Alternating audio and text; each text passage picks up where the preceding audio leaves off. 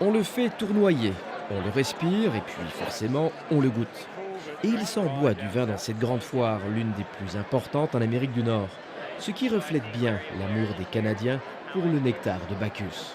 C'est un marché de plus de 50 millions de caisses de vin consommées chaque année et c'est un marché en constante progression de consommation. Et le palais des Canadiens est de plus en plus fin. Dans l'ordre, ils boivent surtout de l'italien, de l'américain, du français et de l'australien. Environ 15 litres chaque année. Pas étonnant que les ventes de vin représentent plus de 6 milliards de dollars au Canada, qui est donc le 6e plus gros importateur mondial. C'est toute une aubaine pour la Québécoise Nathalie Bonhomme, qui produit son vin en Espagne et l'importe majoritairement au Canada. Tous mes produits, mes produits, les vins Bonhomme, la plupart de mes ventes sont en 250 000 bouteilles quand même.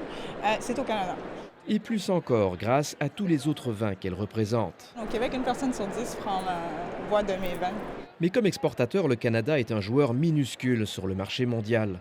Ce producteur provençal n'en a d'ailleurs jamais vu en France, et pour cause. Les vins étrangers en France, c'est pas plus de 2% de part de marché. Donc plus de la moitié sont des vins algériens, enfin des vins du Maghreb, principalement les marques nationales que l'on connaît tous. Donc ça laisse. Je ne veux pas décevoir nos amis producteurs canadiens, mais je pense qu'il y a d'autres marchés prioritaires. Les vignerons de la vallée de l'Okanagan, comme Harry McWatters, véritable institution du monde vinicole ici, essayent malgré tout, petit à petit, de percer les marchés étrangers. Avec en ligne de mire la Chine et les États-Unis. Mais pas facile, parce qu'en fait, la production ne suit pas. 99% du vin est bu au Canada, du vin produit au Canada. Oui, on a une petite production, c'est tout petit le Okanagan.